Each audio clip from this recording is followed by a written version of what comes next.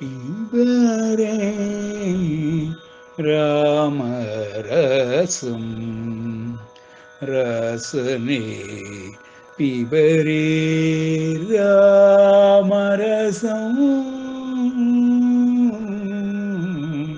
पिबरे रामरसं रसने पिबरे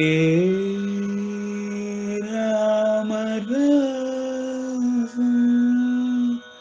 रसने पिबरे रामरसं रसने पिबरे रामरसं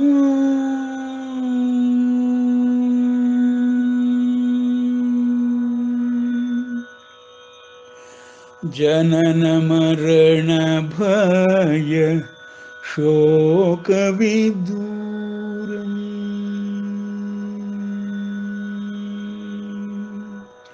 जनन मरण भय शोक विदूरम् सकल शास्त्र निगमागम सारं जनन मरण भय शोक विदूरं सकल शास्त्र निगमागम सारं पिबरे रामरसं रसने पिबरे रामरसं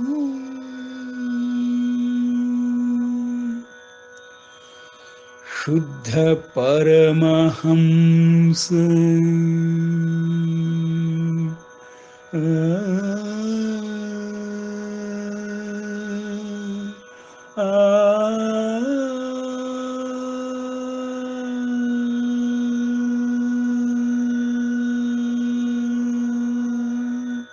शुद्ध परमहंस आश्रम गीतं शुद्ध परमहंस आश्रम गीतं शुक शौनक कौशिक शुक शौनक कौशिकमुखपीतं पिबरे रामरसं रसने पिबरे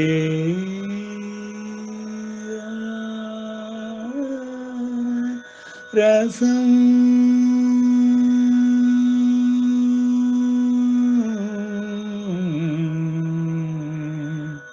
पिबरे रामरसं रामरसं रामरसं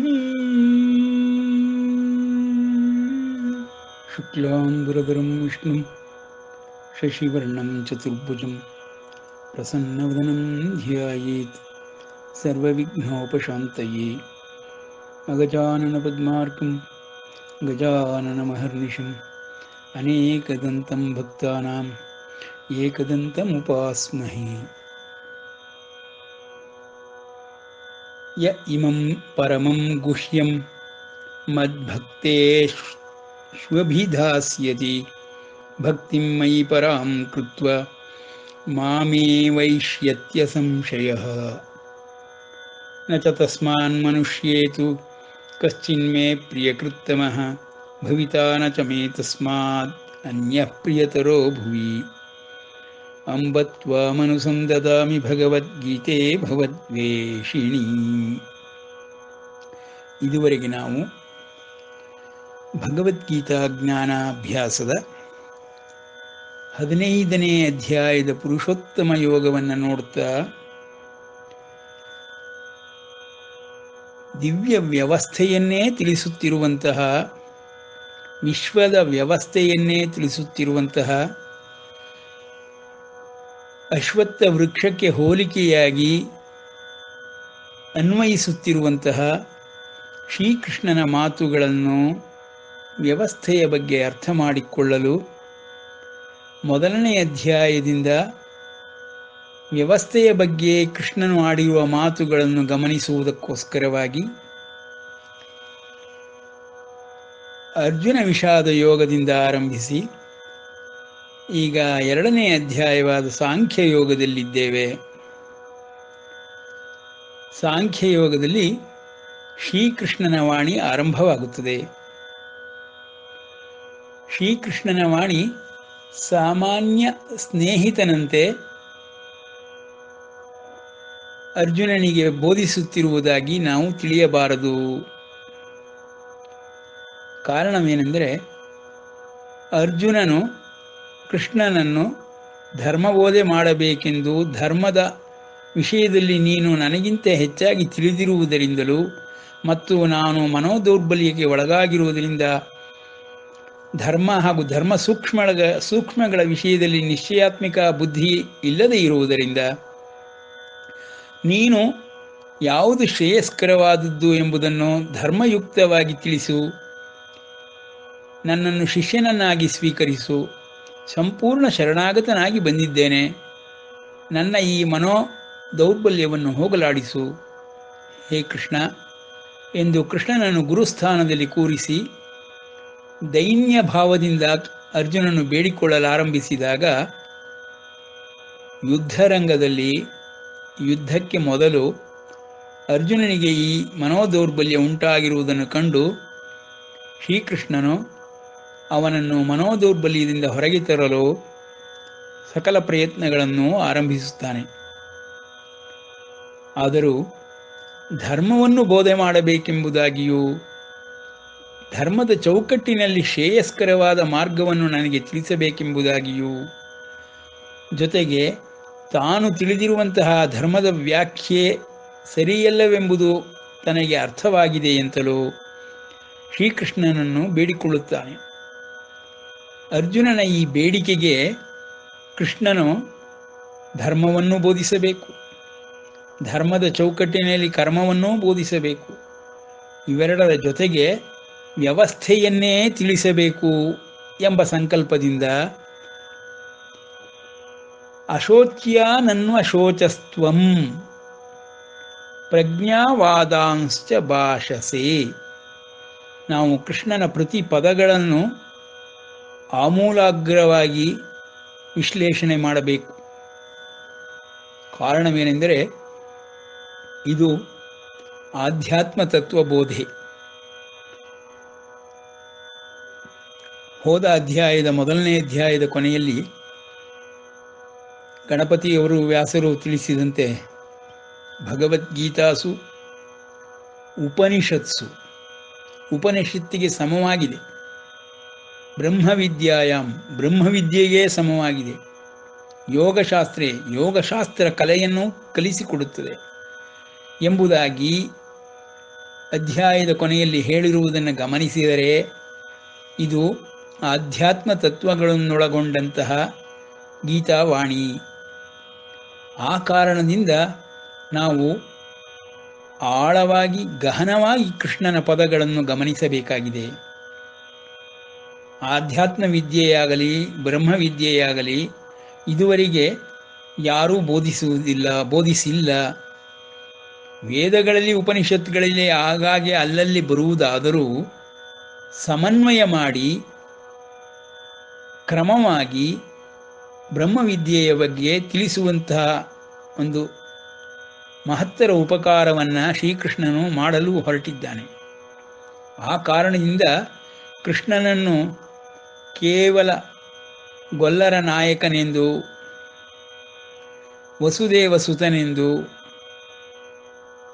ಕಂಸಚಾಣೂರನನ್ನು ಮದ್ದಿಸಿದವನೆಂದು, ದೈವಾಂಶ ಸಂಭೂತನೆಂದು, ಅರ್ಜುನನ ಸಖನೆಂದು ನಾವು ಭಾವಿಸಿದರೆ ತಪ್ಪಾಗುವುದು. ಏಕೆಂದರೆ ಎಲ್ಲ ಯೋಧರಂತೆಯೇ, ಎಲ್ಲ ರಾಜರಂತೆಯೇ, ಎಲ್ಲ ನಾಯಕರಂತೆಯೇ ಕೃಷ್ಣನು ಬಂದು ಅವತರಿಸಿ ಲೋಕೋಪಕಾರವಾದಂತಹ ಕೃತಿಗಳನ್ನೇ ಮಾಡಿ ತೋರಿಸಿದ್ದಾನೆ. ಆದರೂ ಇಲ್ಲಿ ಯುದ್ಧ ಪ್ರಸಂಗದಲ್ಲಿ ಅರ್ಜುನನ ಮನೋದೌರ್ಬಲ್ಯವನ್ನು ಹೊರತರುವುದೇ ಮುಖ್ಯ ಉದ್ದೇಶವಾಗಿ ಅರ್ಜುನನಿಗೆ ಬೋಧಿಸಲು ಆರಂಭಿಸಿದ್ದಾನೆ. ಹಾಗೆಂದು ಕೃಷ್ಣನು ನೇರವಾಗಿ ಅರ್ಜುನನ ಪ್ರಶ್ನೆಗಳಿಗೆ ಉತ್ತರವನ್ನು ಕೊಡುತ್ತಿಲ್ಲ. ಮೊದಲನೆಯ ಶ್ಲೋಕದಲ್ಲಿಯೇ ಅಶೋಚ್ಯಾನನ್ವಶೋಚಸ್ತ್ವಂ, ಎಲ್ಲ ಶತ್ರುಪಕ್ಷದಲ್ಲಿರುವವರ ಬಗ್ಗೆ ಮತ್ತು ಅಧರ್ಮಿಗಳ ಬಗ್ಗೆ ಶೋಕವನ್ನು ವ್ಯಕ್ತಪಡಿಸಕೂಡದು. ಇವರೆಲ್ಲ ಶೋಕಿಸಲು ಅಲ್ಲದವರು, ಎಲ್ಲರೂ ಯೋಗ್ಯರಲ್ಲ. ಶೋಕಕ್ಕೆ, ನಿನ್ನಿಂದ ಶೋಕಕ್ಕೆ ಯಾರೂ ಅರ್ಹರಲ್ಲ, ಯೋಗ್ಯರಲ್ಲ ಎಂಬುದಾಗಿ ಹೇಳುವುದರ ಮೂಲಕವಾಗಿ ಸಾವಿನ ವಿಷಯವನ್ನು ತಿಳಿಸುತ್ತಿದ್ದಾನೆ. ಸಾವಿನ ವಿಷಯವನ್ನು ತಿಳಿಸಬೇಕಾದರೆ ಅದು ಮಹಾತತ್ವವೇ ಸರಿ. ಸಕಲ ಜೀವರಾಶಿಗಳಿಗೂ ಹುಟ್ಟು ಎಂಬುದು ಗೊತ್ತಿರುವ ವಿಷಯ. ಎಲ್ಲರೂ ಸ್ಥಿತಿಯಲ್ಲಿರುವವರೇ, ಎಲ್ಲರೂ ಪ್ರಜ್ಞೆಯುಳ್ಳವರೇ. ಆದುದರಿಂದ ಪ್ರಜ್ಞೆ ಎಂಬ ಪದವನ್ನು ಪರಮಾತ್ಮನು ಇಲ್ಲಿ ಅರ್ಜುನನ ಉಕ್ತವಾಗಿರುವಂತಹ ಮಾತುಗಳಿಂದ ತೆಗೆದುಕೊಂಡು ಹೇಳುತ್ತಿದ್ದಾನೆ. ಪ್ರಜ್ಞಾವಾದಾಂಶ್ಚ ಭಾಷಸೆ. ನೋಡಪ್ಪ, ಪ್ರಜ್ಞೆಯುಳ್ಳವರು ಆಡುವ ಮಾತುಗಳನ್ನು ನೀನು ಆಡುತ್ತಿದ್ದೀಯೇ ಅರ್ಜುನ. ನೀನು ಪ್ರಜ್ಞಾವಾದವನ್ನೇ ಮಾಡುತ್ತಿದ್ದೀಯೇ, ಪ್ರಜ್ಞಾವಂತರಂತೆಯೇ ಮಾತನಾಡುತ್ತಿದ್ದೀಯೇ. ಆದರೆ ಪ್ರಜ್ಞೆಗಿಂತಲೂ ಮೀರಿರುವಂತಹ ವಿಷಯಗಳು ಇವೆ. ನೀನು ಪ್ರಜ್ಞಾವಾದವನ್ನು ಮಾಡಿದರೆ ಸಾರ್ಥಕವಾಗದು. ಏಕೆಂದರೆ ನಿನಗೆ ತಿಳಿದಿರುವ ವಿಷಯಗಳಲ್ಲಿ ಪ್ರಜ್ಞೆಯೇ ಅಂತಿಮವಾಗಿದೆ. ಆದುದರಿಂದ ಪ್ರಜ್ಞಾವಾದದಂತೆ ನೀನು ಮಾತನಾಡುತ್ತಿರುವೆ. ಇಂದಿನ ದಿನಗಳಲ್ಲಿಯೂ ನಾವು ಇದನ್ನೇ ನೋಡಬಹುದು. ಸಕಲ ಧರ್ಮೀಯರು ಅಥವಾ ಸಕಲ ಮತಗಳು ದೇವರ ವಿಷಯದಲ್ಲಿ ಮಾತನಾಡುವಾಗ ದೇವರೇ ಇಲ್ಲವೆಂದು, ಪ್ರಜ್ಞೆಯೇ ಅಂತಿಮವೆಂದು, ವೈಜ್ಞಾನಿಕವಾಗಿಯೂ ಪ್ರಜ್ಞೆಗಿಂತ ಮೇಲಾದ ಯಾವ ವಸ್ತುವನ್ನು ಇದುವರೆಗೆ ಪತ್ತೆಯೂ ಹಚ್ಚಿಲ್ಲ ಅಥವಾ ಇದುವರೆಗೆ ತಿಳಿದುಕೊಂಡೂ ಇಲ್ಲ ಎಂಬುವ ಕಾರಣದಿಂದ ಚಾರ್ವಾಕಾದಿಗಳು ಇಲ್ಲವೇ ಇಲ್ಲವೆಂದು ಬೌದ್ಧಾದಿ ಮತಗಳು ಶೂನ್ಯವಾದವನ್ನು ಮಂಡಿಸುವುದರ ಮೂಲಕವಾಗಿ ಪ್ರಜ್ಞೆಗಿಂತ ಉತ್ತಮವಾದ ಸ್ತರವಾಗಲಿ, ಶ್ರೇಣಿಯಾಗಲಿ, ವಸ್ತುವಾಗಲಿ ಇಲ್ಲವೇ ಇಲ್ಲವೆಂದು ಇಂದಿನ ಬುದ್ಧಿಶಾಲಿಗಳು ಮಾತನಾಡುವಂತಹ ಮಾತುಗಳು. ಆದುದರಿಂದಲೇ ಪ್ರಜ್ಞಾವಾದಾಂಶ್ಚ ಎಂಬ ಪದವನ್ನೇ ಪರಮಾತ್ಮನು ಪ್ರಯೋಗ ಮಾಡಿದ್ದಾನೆ ಮೊದಲನೆಯ ಶ್ಲೋಕದ ಮೊದಲನೆಯ ಅರ್ಧಭಾಗದಲ್ಲಿ. ಮುಂದಿನ ವಾಕ್ಯದಲ್ಲಿ ಪಂಡಿತಾಹ ಎಂಬ ಪದವನ್ನು ಪ್ರಯೋಗ ಮಾಡಿದ್ದಾನೆ. ಸಾವು ಎಂಬ ವಿಷಯವನ್ನು ಚರ್ಚಿಸಿದ್ದಾನೆ. ಇಲ್ಲಿಂದಲೇ ಆರಂಭವಾಗುತ್ತದೆ ಪ್ರತಿ ಜೀವನ ಅಥವಾ ಜೀವರಾಶಿಯ ತತ್ವವಿಚಾರ. ಸಾವಿನಿಂದಲೇ ಆರಂಭವಾಗುತ್ತದೆ. ಪ್ರಥಮ ಶ್ಲೋಕವು ಶ್ರೀಕೃಷ್ಣನ ವಾಣಿಯಂತೆ ತತ್ವವನ್ನಷ್ಟೇ ಹೇಳುತ್ತಿರುವುದು. ಅರ್ಜುನನ ಪ್ರಶ್ನೆಗೆ ಉತ್ತರವನ್ನೂ ಹೇಳುತ್ತಿಲ್ಲ ಮತ್ತು ಧರ್ಮಬೋಧೆಯನ್ನೂ ಮಾಡುತ್ತಿಲ್ಲ ಮತ್ತು ಯಾವುದೇ ವಿಷಯಗಳನ್ನು, ಸಿದ್ಧಾಂತಗಳನ್ನು ಪ್ರತಿಪಾದಿಸುತ್ತಲೂ ಇಲ್ಲ. ಅರ್ಜುನನ ಮಾತುಗಳಲ್ಲಿ ಪ್ರಜ್ಞಾವಾದವಿದೆ ಎಂಬುದಷ್ಟೇ ಹೇಳಿದ್ದಾನೆ ಪರಮಾತ್ಮ. ನಾವು ಎಲ್ಲ ಪದಗಳನ್ನು ಗಮನಿಸಿ ನೋಡಬೇಕು. ಅದನ್ನು ಒಂದಕ್ಕೊಂದು ಹೆಣೆದು ಸರಿಯಾದ ಅರ್ಥದಲ್ಲಿ ಇವುಗಳ ಸ್ಥಾನವನ್ನು, ಇವುಗಳ ಕಾರ್ಯ ಶೈಲಿಯನ್ನು ತಿಳಿದುಕೊಳ್ಳಬೇಕು. ಪ್ರಜ್ಞೆ ಎಂಬುದು ಸಾಮಾನ್ಯವಾಗಿ ಎಲ್ಲರಿಗೂ ತಿಳಿದಿರುವಂತಹ ಒಂದು ವಿಷಯವೇ. ಪ್ರತಿಯೊಂದು ಜೀವನ ಒಳಗೂ ಪ್ರಜ್ಞೆ ಎಂಬುದು ಕೆಲಸ ಮಾಡುತ್ತಿರುತ್ತದೆ. ಪ್ರಜ್ಞಾವಂತನಾಗಿ ಎಲ್ಲರೂ ಇರುತ್ತಾರೆ. ಅರ್ಧ ಪ್ರಜ್ಞೆ, ಅರಪ್ರಜ್ಞೆ ಎಂದು ಹೇಳುವರು, ಪೂರ್ಣ ಪ್ರಜ್ಞೆ ಎಂದು ಹೇಳುವರು, ಪ್ರಜ್ಞೆಯೇ ಇಲ್ಲವೆಂದೂ ಹೇಳುವರು. ಇವೆಲ್ಲವುಗಳನ್ನು ನಾವು ಸರಿಯಾಗಿ ವಿಮರ್ಶೆ ಮಾಡಬೇಕಾದರೆ ಪ್ರಜ್ಞೆಯ ಪದವನ್ನೇ ಸಂಪೂರ್ಣವಾಗಿ ಆರಂಭದಲ್ಲಿ ಕೃಷ್ಣನು ಹೇಳುತ್ತಲಿದ್ದಾನೆ. ಪ್ರಜ್ಞೆಗಿಂತ ಮಿಗಿಲಾದುದು ಯಾವುದೂ ಇಲ್ಲ, ಆ ಕಾರಣದಿಂದ ನೀನು ಪ್ರಜ್ಞಾವಾದವನ್ನು ಮಂಡಿಸುತ್ತಿದ್ದೀಯೇ, ಆದರೆ ನಿನಗೆ ತಿಳಿದಿಲ್ಲ. ಪಂಡಿತರು ಪ್ರಜ್ಞಾವಾದವನ್ನು ಮಂಡಿಸುವುದಕ್ಕೆ ಬದಲಾಗಿ ಪ್ರಜ್ಞೆಗಿಂತ ಅಧಿಕವಾಗಿರುವಂತಹ ಪ್ರಜ್ಞೆಯನ್ನೂ ಸಾಕ್ಷಿಯನ್ನಾಗಿ ಮಾಡಿಕೊಂಡಿರುವಂತಹ ಒಂದು ವಸ್ತುವಿದೆ. ಆ ವಸ್ತುವಿನ ಸ್ತರವನ್ನು ಪಂಡಿತರುಗಳು ತಿಳಿದುಕೊಂಡಿರುತ್ತಾರೆ. ಸೊ ಪ್ರಜ್ಞಾವಾದರಿಗಿಂತಲೂ, ವಾದಕ ಜನಗಳಿಗಿಂತಲೂ ಪಂಡಿತರು ಇನ್ನೂ ಉತ್ತಮ ಶ್ರೇಣಿಯಲ್ಲಿ, ಉತ್ತಮ ಸ್ತರದಲ್ಲಿ ನಿಂತಿರುತ್ತಾರೆ. ಅಂತಹ ಪಂಡಿತರು ಸಾವಿನ ವಿಷಯದಲ್ಲಿ ಚಿಂತಿಸುವುದೂ ಇಲ್ಲ, ಶೋಕಿಸುವುದೂ ಇಲ್ಲ. ಜೀವರಾಶಿಗಳಲ್ಲಿ ಯಾವುದೇ ಜೀವವಾಗಲಿ, ಬದುಕಿರುವ ಜೀವವಾಗಲಿ, ಸತ್ತು ಹೋಗಿರುವ ಜೀವವಾಗಲಿ, ಅದರ ಬಗ್ಗೆ ಪಂಡಿತರು ಶೋಕಿಸುವುದಿಲ್ಲ. ನೀನು ಪ್ರಜ್ಞಾವಾದಿಯಂತೆ ಮಾತನ್ನು ಆರಂಭಿಸಿದೆ, ಆದರೂ ಅಂತೆ ಪ್ರಜ್ಞಾವಾದದಂತೆ ಮಾಡಿದ್ದೀಯೇ ಹೊರತು ಪ್ರಜ್ಞೆಯೇ ಅಂತಿಮವೆಂದು ತಿಳಿದುಕೊಂಡು ನೀನು ಮಾತನಾಡುತ್ತಿದ್ದೀಯೇ ಹೊರತು ಪಂಡಿತರಂತೆ ಮಾತನಾಡುತ್ತಿಲ್ಲ ಎಂಬುದು ಇಲ್ಲಿ ತತ್ವಾರ್ಥ. ಈ ಒಂದು ದಿಸೆಯಲ್ಲಿ ನಾವು ಕೃಷ್ಣನನ್ನು ಅರ್ಥ ಮಾಡಿಕೊಂಡರೆ ಪ್ರಜ್ಞೆಗಿಂತಲೂ ಮಿಗಿಲಾದದ್ದು ಪ್ರತಿ ದೇಹದಲ್ಲಿಯೂ ಇರುತ್ತದೆ ಎಂಬುದು ಅರ್ಥ. ಎಲ್ಲರೂ ಇಂದಿನ ವೈಜ್ಞಾನಿಕವಾದ ಯುಗದಲ್ಲಿ ಮಾತನಾಡುವುದು ಪ್ರಜ್ಞೆಯವರೆಗೆ ಮಾತ್ರ. ಪ್ರತಿ ದೇಹದಲ್ಲಿಯೂ ಪ್ರಜ್ಞೆ ಇದೆ, ಅದೇ ಅಂತಿಮ, ಅದೇ ದೇವರು. ಹಾಗೆಯೇ ವಿಶ್ವಪ್ರಜ್ಞೆ ಎಂಬುದೊಂದಿದೆ. ಈ ರೀತಿ ತಮ್ಮ ವಾದಗಳನ್ನು, ಸಿದ್ಧಾಂತಗಳನ್ನು ಮಂಡಿಸುವುದರಲ್ಲೇ ನಿರತರಾಗಿದ್ದಾರೆ. ಕೃಷ್ಣನಿಗೆ ಇದು ಸರಿಯಾಗಿ ಗೊತ್ತಿರುವ ವಿಷಯವಾದ್ದರಿಂದಲೇ ಅವನು ಆರಂಭದಲ್ಲಿಯೇ ಪ್ರಜ್ಞಾವಾದ ಮಾಡುವವರನ್ನು ಗುರಿಯನ್ನಾಗಿಟ್ಟುಕೊಂಡು ಪ್ರಜ್ಞೆಯ ವಿಷಯದಲ್ಲಿ ತಿಳಿದುಕೊಂಡು ಅದೇ ಅಂತಿಮವೆಂದು ಎಲ್ಲರೂ ಸಾರುತ್ತಿರುವವರೆಲ್ಲರೂ ಪ್ರಜ್ಞಾವಾದಿಗಳು ಎಂಬುದಾಗಿ ಪರಮಾತ್ಮನು ಇಲ್ಲಿ ತಿಳಿಸುತ್ತಿದ್ದಾನೆ.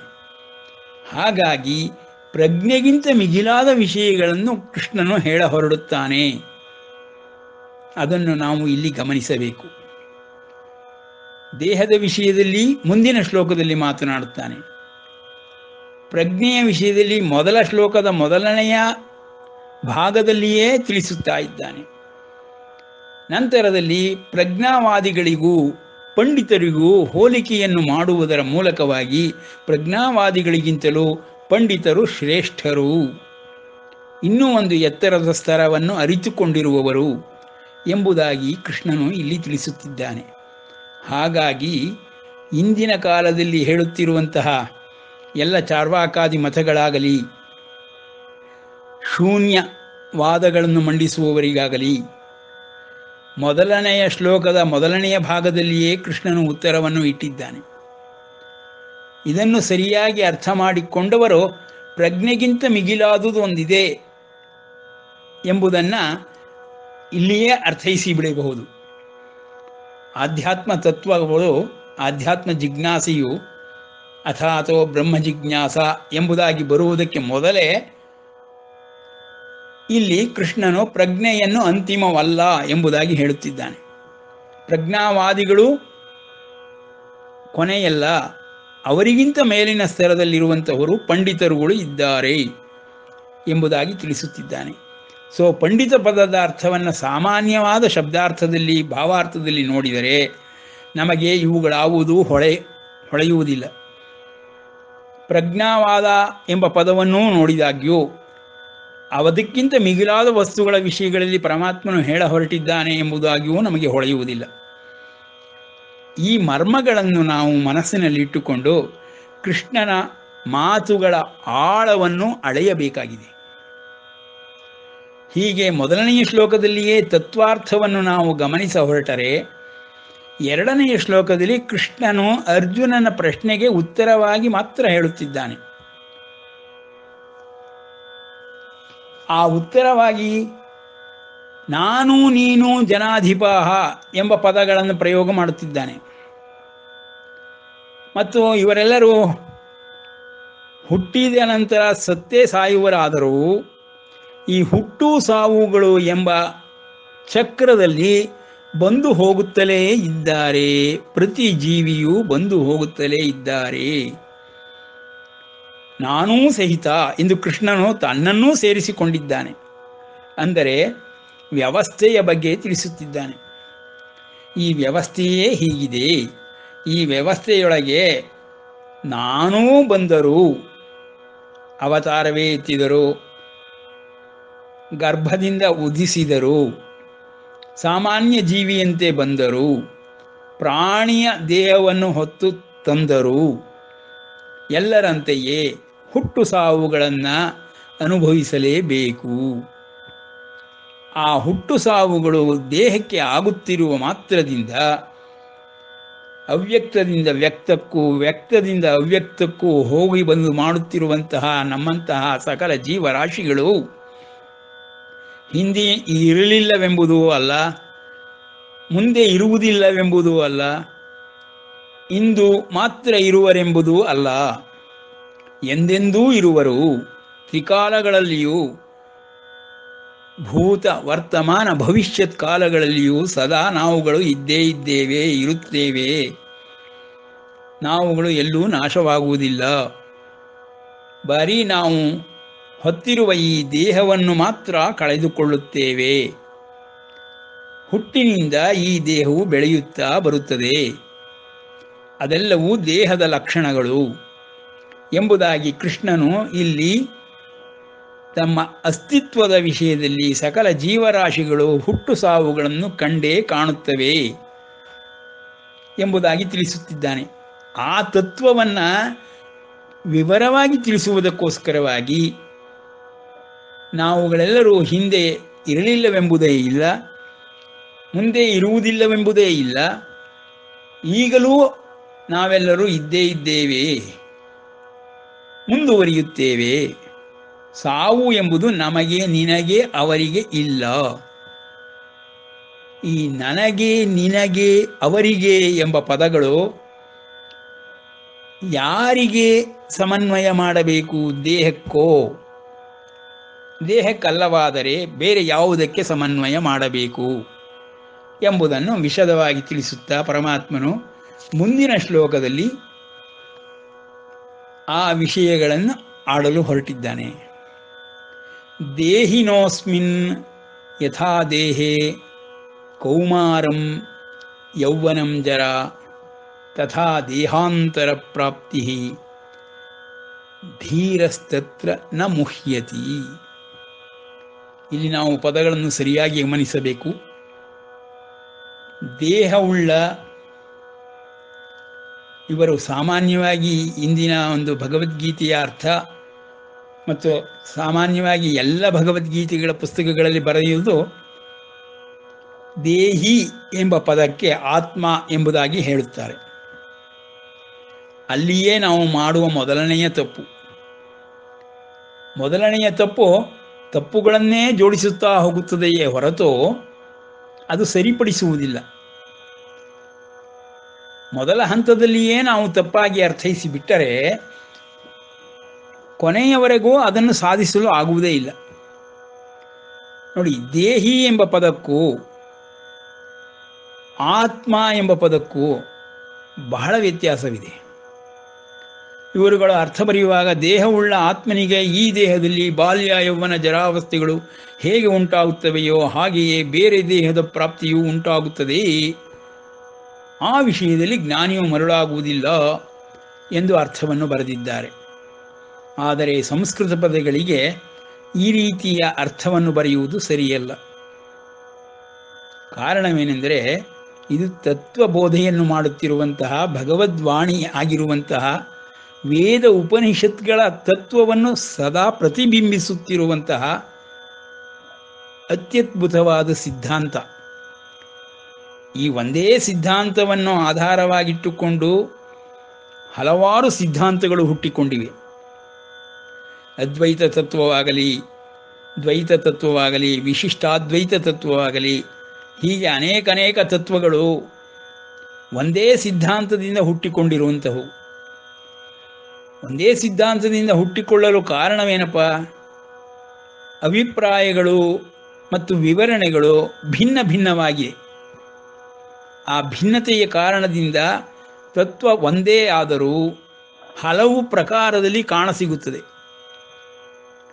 ಅದನ್ನು ನಾವು ಗಮನಿಸಿ ಕೃಷ್ಣನ ಮಾತುಗಳನ್ನೇ ನೇರವಾಗಿ ಅರ್ಥೈಸಲು ಪ್ರಯತ್ನ ಪಡಬೇಕು. ಆಗ ಯಾವುದೇ ರೀತಿಯ ಪೂರ್ವಾನ್ವಯವಾದಂತಹ, ಪೂರ್ವ ಪೀಡಿತವಾದಂತಹ, ಪೂರ್ವಾಗ್ರಹವಾದಂತಹ ಭಾವಗಳು, ಅರ್ಥಗಳು ಉಂಟಾಗುವುದಿಲ್ಲ. ಇಲ್ಲಿ ಕೃಷ್ಣನ ಮಾತು ದೇಹಿನಃ ಬಹುವಚನವನ್ನು ಹಾಕಿದ್ದಾನೆ. ದೇಹಿನಃ ಅಸ್ಮಿನ್ ಯಥಾ ದೇಹೇ, ದೇಹವುಳ್ಳ ಎಂಬುದಾಗಿ ಏಕವಚನದ ಅರ್ಥವನ್ನು ಬರೆದಿದ್ದಾರೆ. ಆತ್ಮನಿಗೆ ಎಂದು ಬರೆದಿದ್ದಾರೆ. ದೇಹಿಗೆ ಆತ್ಮ ಎಂಬುದು ಸಮಾನವಾದ ಪದವಲ್ಲ. ಅದನ್ನು ನಾವು ಗಮನಿಸಬೇಕು. ಆಗ ಅರ್ಥವೇನಾಗುತ್ತೆಂದರೆ, ದೇಹದೊಳಗಿರುವಂತಹ ದೇಹಿಯು ಎಂಬ ಏಕವಚನಕ್ಕಿಂತ ದೇಹಿನಃ ಎಂಬ ಪದವನ್ನು ಪ್ರಯೋಗ ಮಾಡಿರುವುದರಿಂದ ಹಲವಾರು ದೇಹಗಳ ಒಳಗಿರುವಂತಹ ದೇಹಿಯು ಎಂದು ಹೇಳಬೇಕು. ಹಲವು ದೇಹಗಳನ್ನು ನಾವು ಹೊತ್ತಿರುತ್ತೇವೆ ಎಂಬುದಾಗಿ ಇದರ ಅರ್ಥ. ಅದು ಶಂಕರಾಚಾರ್ಯರು ಅದ್ವೈತ ತತ್ವದಲ್ಲಿ ಹೇಳುವಾಗ ಇದನ್ನು ವೇದಾಂತ ಬೋಧೆಗಳಲ್ಲಿ ಬಿಡಿಸಿ ಹೇಳಿದ್ದಾರೆ. ಕಾರಣ ಶರೀರ, ಸೂಕ್ಷ್ಮ ಶರೀರ ಮತ್ತು ಭೌತಿಕ ಶರೀರ ಎಂಬುದಾಗಿ 3 ಶರೀರಗಳನ್ನು, ಲಿಂಗ ಶರೀರ ಮತ್ತು ಭೌತಿಕ ಶರೀರ, ಈ ರೀತಿ ವಿಂಗಡಿಸಿ ಹೇಳಿದ್ದಾರೆ. ಇಲ್ಲಿ ದೇಹಿನಃ, ದೇಹಿ ಎಂಬ ಪದಕ್ಕೆ ಅರ್ಥವನ್ನು ನಾವು ಹೇಗೆ ಹೇಳಬೇಕೆಂದರೆ, 3 ಶರೀರಗಳ ಒಳಗಿರುವಂತಹ, 3 ಶರೀರಗಳನ್ನು ಧರಿಸಿರುವಂಥವನು ದೇಹಿಯಾಗಿರುತ್ತಾನೆ. ಬರೀ ಒಂದು ದೇಹವನ್ನು ಧರಿಸಿರುವುದಕ್ಕೆ ಮಾತ್ರವೇ ದೇಹಿ ಎಂದು ಹೇಳಬಾರದು. ಸೂಕ್ಷ್ಮ ಶರೀರವನ್ನಾಗಲಿ ಅಥವಾ ಅದಕ್ಕೆ ಬದಲಾಗಿ ಪ್ರೇತ ಶರೀರವನ್ನಾಗಲಿ, ಕಾರಣ ಶರೀರವನ್ನಾಗಲಿ ಧರಿಸಿರುವವನು ಯಾರು? ಆತ್ಮನೇ. ಭೌತಿಕ ಶರೀರವನ್ನು ಮಾತ್ರ ಧರಿಸಿರುವ ಆತ್ಮನು ಎಂದು ಹೇಳಿದರೆ, ಭೌತಿಕ ಶರೀರದ ಸಾವಿನಲ್ಲಿ ಆತ್ಮ ನಿರ್ವಾಣವಾಗಿ ಬಿಡುತ್ತದೆ. ಆತ್ಮ ನಿರ್ವಾಣವಾಗಿ ಬಿಟ್ಟರೆ ಆತ್ಮಕ್ಕೆ ಮುಕ್ತಿ ಸಿಕ್ಕಿಬಿಡುತ್ತದೆ. ನಾವು ನೋಡುತ್ತಿರುವ ಈ ಒಂದು ಪ್ರಪಂಚದಲ್ಲಿ, ವಾಸ್ತವ ಸತ್ಯದಲ್ಲಿ ಏನಪ್ಪ ಅಡಗಿದೆ ಎಂದರೆ, ಸಾವಿನ ನಂತರದಲ್ಲಿಯೂ ವ್ಯಕ್ತಿಯು ಇರುತ್ತಾನೆ. ಆ ವ್ಯಕ್ತಿಗೆ ಶ್ರಾದ್ದಾದಿ ಕರ್ಮಗಳಿಂದ ಪಿಂಡೋದಕಗಳನ್ನು ಕೊಡುವಂತಹ ಪದ್ಧತಿ ಇದೆ. ವ್ಯಕ್ತಿಯೇ ಇಲ್ಲದಿದ್ದರೆ, ಆತ್ಮ ನಿರ್ವಾಣವಾಗಿ ಬಿಟ್ಟರೆ ಅವನಿಗೆ ಪಿಂಡೋದಕ ಕ್ರಿಯೆಗಳೇಕೆ ಮತ್ತು ಅವನ ವಾಸ ಮಾಡಲು ಪುಣ್ಯಲೋಕಗಳೇಕೆ? ಅವನು ಮತ್ತು ಮುಂದುವರಿಸಲು ಸ್ವರ್ಗ ನರಕಾದಿಗಳೇಕೆ? ಇವುಗಳೆಲ್ಲ ಪ್ರಶ್ನೆಗೆ ಬರುತ್ತದೆ. ಶರೀರವೇ ಇಲ್ಲದೆ ಹೋದಾಗ ಆತ್ಮವು ಕೇವಲ ಆತ್ಮವಾಗಿದ್ದಾದರೆ, ಭೌತಿಕ ಶರೀರವನ್ನು ಕಳೆದುಕೊಂಡಾಕ್ಷಣ ಅದಕ್ಕೆ ಮುಕ್ತಿ ಸಿಕ್ಕಿಬಿಡುತ್ತದೆ. ಬ್ರಹ್ಮ ನಿರ್ವಾಣವಾಗಲಿ ಆತ್ಮ ನಿರ್ವಾಣವಾಗಲಿ ಆಗಿಬಿಡುತ್ತದೆ. ಆದರೆ ಅದು ವಾಸ್ತವ ಜೀವನದಲ್ಲಿ ಆ ರೀತಿ ನಮಗೆ ಕಾಣಸಿಗುತ್ತಿಲ್ಲ. ಸಕಲ ಲೋಕಗಳನ್ನೂ ವರ್ಣಿಸುತ್ತಿದ್ದೇವೆ. ಅರ್ಜುನನೇ ವರ್ಣಿಸಿದ್ದಾನೆ. ಅರ್ಜುನನೂ ಅನುಭವಿಸಿಯೂ ಇದ್ದಾನೆ. ತನ್ನ ತಂದೆಯಾದಂತಹ ದೇವೇಂದ್ರನ ಲೋಕಗಳಿಗೆ ಹೋಗಿ ಬಂದಿರುವುದು ಮತ್ತು ಪಾಶುಪತಾಸ್ತ್ರವನ್ನು ಪರಮೇಶ್ವರನಿಂದ ಪಡೆದಿರುವುದು, ಇವುಗಳೆಲ್ಲವೂ ದೇವತಾದಿಗಳೆಲ್ಲರೂ ಇರುವುದೆಂಬುದಕ್ಕೆ ಸಾಕ್ಷಿ. ಅರ್ಜುನನು ಅದನ್ನು ಅನುಭವಿಸಿದ್ದಾನೆ. ಆ ಕಾರಣದಿಂದಲೇ ಅವನು ಸ್ವರ್ಗ ನರಕಗಳನ್ನಾಗಲಿ ಲುಪ್ತೋದಕ ಪಿಂಡ ಕ್ರಿಯಾ ಎಂಬ ಪದಗಳನ್ನಾಗಲಿ ಪ್ರಯೋಗ ಮಾಡಿ ಹೇಳಿದ್ದಾನೆ. ಅದರಿಂದ ನಾವು ಏನು ತಿಳಿದುಕೊಳ್ಳಬಹುದೆಂದರೆ, ಯಾವುದೇ ಜೀವಿಯು ಭೌತಿಕ ಶರೀರವನ್ನು ಕಳೆದುಕೊಂಡ ಕ್ಷಣ ಸಾವು ಉಂಟಾಗುವುದಾದರೂ ಅವನ ಇತರೆ ಶರೀರಗಳು ನಾಶವಾಗುವುದಿಲ್ಲ. ಆ ಕಾರಣದಿಂದ ಅವನು ಸೂಕ್ಷ್ಮ ಶರೀರಿಯಾಗಿಯೋ ಪ್ರೇತ ಶರೀರಿಯಾಗಿಯೋ ಇನ್ನೂ ಮುಂದುವರೆಸುವನು, ತನ್ನ ಅಸ್ತಿತ್ವವನ್ನು ಮುಂದುವರಿಸುವನು ಎಂಬುದು ತತ್ವಾರ್ಥ. ಅದನ್ನು ಗಮನದಲ್ಲಿ ಇಟ್ಕೊಂಡು ಈ ಶ್ಲೋಕಗಳಲ್ಲಿ ಈ ಪದಗಳಿಗೆ ನಾವು ಪ್ರಯೋಗಾತ್ಮಕವಾಗಿರುವಂತಹ ಅರ್ಥವನ್ನೇ ಹೇಳಬೇಕು. ದೇಹವುಳ್ಳ ಆತ್ಮನಿಗೆ ಈ ದೇಹದಲ್ಲಿ ಬಾಲ್ಯ ಯೌವನ ಜರ ಅವಸ್ಥೆಗಳನ್ನು ಹೇಗೆ ಅನುಭವಿಸುತ್ತಾನೆಯೋ ಹಾಗೆಯೇ ಸಾವು ಎಂಬುದನ್ನು ಅನುಭವಿಸುವನು.